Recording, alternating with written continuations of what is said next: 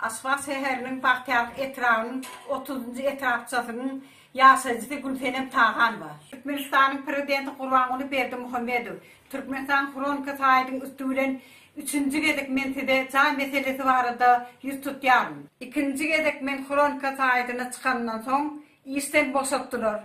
Cay vermediler, cay noğutumu köydürdüler. Sizin görkezleriniz esasında Türkmen qatan işten boşadırlar. Kronika internete çıkmadan olan size, sizin divanınıza, Nevzat Ministerliğine, Türkmen Ministerliği amanfa, arda bilen yüz tuttum. İnha ardanın cevapları 50 tane. Netice yok. Priyomla vardım, priyomum edilmeyen için.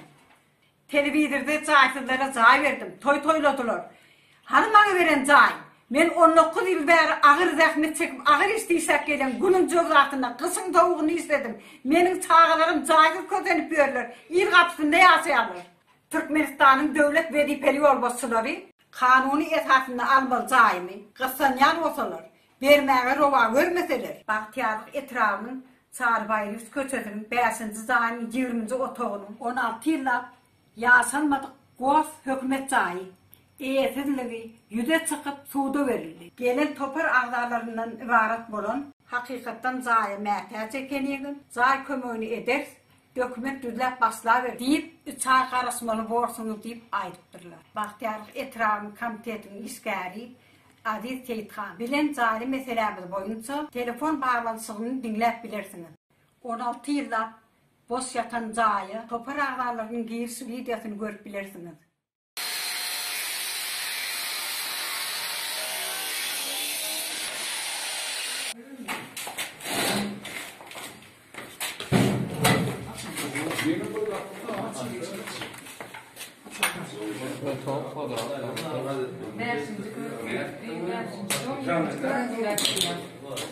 Bahtiyarlık etrafının komitet iskari Aziz Seyitxanım hazırki vaqtda eli öçük bizden yığınalan dokumentler, suud edilen dokumentler nerede bilemiz o. Özlerinin adlarını, familiyasını, nerede işlendiklerini aytman. Siz siyasata karşı gidiyorsunuz. Daşalyurt'a sesinizi veriyorsunuz.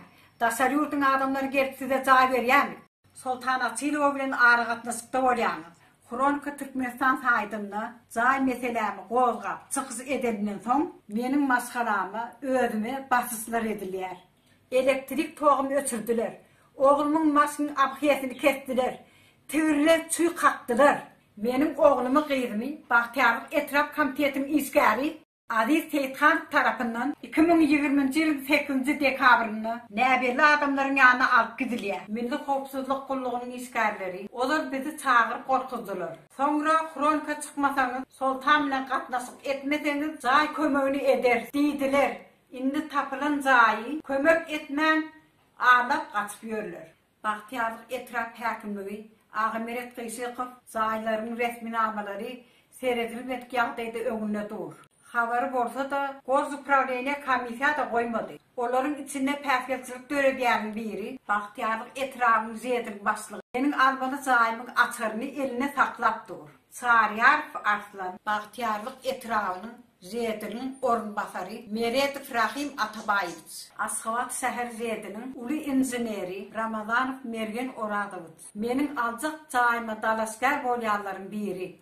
Türkmenistan'ın prezidenti Kurbanqulu Berdimuhamedov. Tillap boş yatan jaý, maňa meniň maskalamy resminamalastyrlyp alyp bermegini, hemayet kömegini edip alyp bermegini sizden haýyş edýärmi?